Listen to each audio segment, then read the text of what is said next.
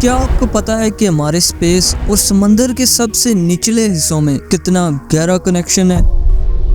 Space और समंदर दोनों ही बेहद ठंडे और डार्क हैं, जहां इंसान के लिए जिंदा रहना लगभग नामुमकिन है। दोनों ही जगह हमारी नॉर्मल ग्रेविटी को डिस्टॉर्ट करती हैं और हमारी एक्सप्लोरेशन की सोच को चैलेंज करती हैं, मगर ये दोनों जगह बेहद राजों से भरी हुई हैं जो हमारी साइंटिफिक और इंटेलेक्चुअल क्यूरियोसिटी को बढ़ावा देती हैं। रिसर्च करते टाइम मुझे हैरानी हुई कि नासा ने समंदर के सबसे गहरे हिस्सों को एक्सप्लोर करने का प्लान बनाया है, क्योंकि नासा तो स्पेस के एक्सप्लोरेशन के लिए फेमस है। लेकिन जब मैंने इस मिशन के पीछे का लॉजिक समझा तो सब कुछ समझ आ गया। नासा का ये मिशन हमारे समंदर और स्पेस के एक्सप्लोरेशन के दरमियान एक नया ब्रिज बनाने वाला है।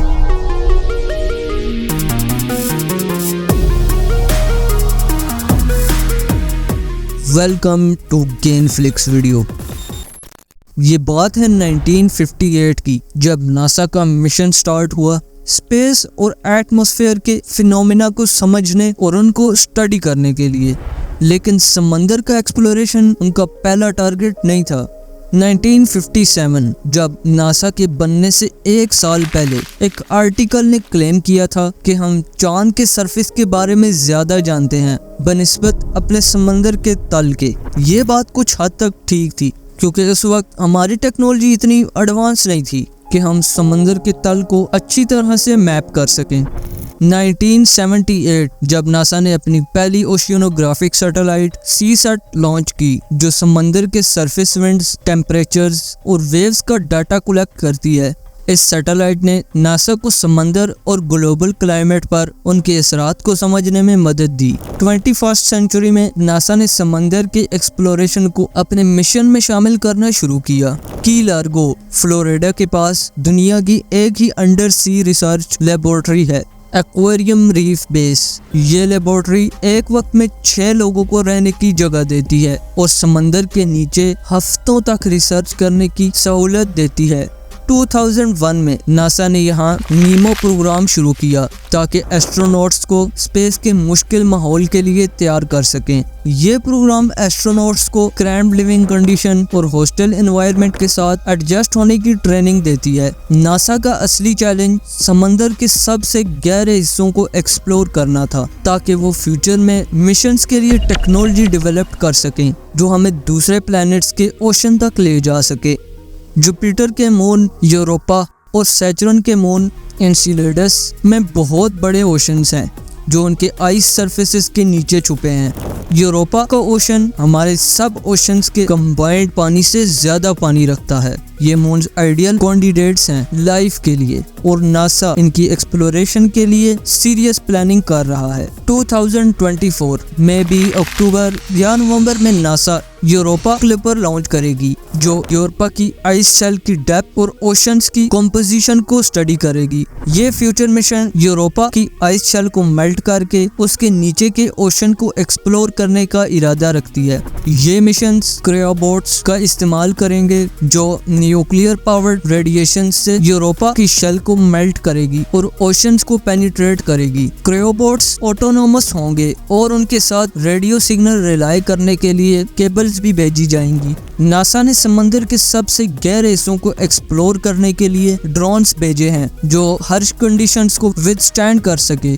ये ड्रोन्स यूरोपा और एनसीलेडस के ओशंस को एक्सप्लोर करने में भी मददगार साबित हो सकते हैं। एक डीप सी ड्रोन, जिसे निरियोस कहते हैं, को क्रीमेडिक ट्रेंच न्यूजीलैंड के ओशन के पास भेजा गया। ये वही एरिया है जो नासा ने अपने नए इक्विपमेंट की टेस्टिंग ग्राउंड के तौर पर चुना है, बट अनलकीली नेरियोस वहाँ का प्रेशर सरवाइव नहीं कर सका और इम्प्लोड हो गया।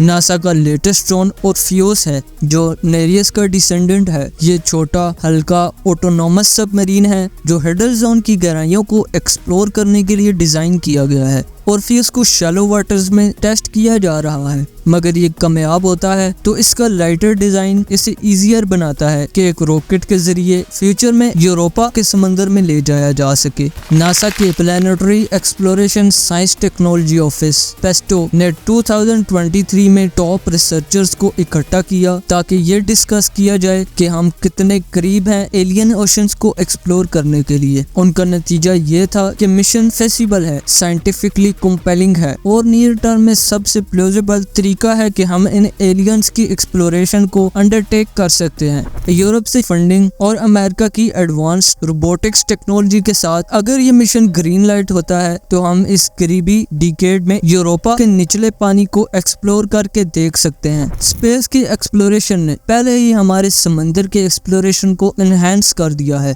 और शायद आगे इसका ऑपोजिट भी हो सकता है। समंदर के सबसे गहरे हिस्से वैसे दिखते हैं जैसे हमने पहले कभी इमेजिन नहीं किया था और ये बात जरूरी है कि स्पेस की एक्सप्लोरेशन के लिए हम कुछ वैसी ही सोच रखें। क्या हम एलियन लाइफ को एक्सप्लोर करने के काबिल होंगे जो जमीन के अलावा कहीं और पाई जाती है? ये अब तक सिर्फ स्पेक्यूलेशन है, मगर अब जो कुछ नासा समंदर की गहराइयों में दरियाफ्त कर रहा है वो असल में हमारे प्लेनेट के कई और के मकामात को एक्सप्लोर करने के इरादे के साथ जोड़ दी गई है। और ये एक दिलचस्प वक्त है एक्सप्लोरेशन का और हमारे समंदर के सबसे अंधेरे मकामात शायद ये रिवील कर रहे हैं कि हमारे स्पेस मिशंस को क्या सीखना बाकी है। नासा का मिशन सिर्फ स्पेस को एक्सप्लोर करना नहीं है बल्कि समंदर के गहरे हिस्सों को भी समझना है। ये दोनों एडवेंचर्स हमें नए राज और अपॉर्चुनिटीज की दुनिया में ले जाते हैं। इस वीडियो में हमने देखा कि कैसे नासा समंदर के सबसे गहरे मकामात को एक्सप्लोर करने के लिए अपनी टेक्नोलॉजी का इस्तेमाल किया और कैसे ये मिशन हमें यूरोपा और एनसीलेडस जैसे मून्स के एक्सप्लोरेशन के करीब ले आते हैं। हमारी दुनिया और स्पेस के राज हमेशा से हमें हैरान करते आए हैं और ये जर्नी बस शुरू हुई है। अगर आपको ये वीडियो पसंद आई है तो वीडियो को लाइक करें और हमें सपोर्ट करने के लिए चैनल को सब्सक्राइब करें। मैं मिलता हूँ आपको नेक्स्ट अमेजिंग वीडियो में, तब तक के लिए गुड बाय।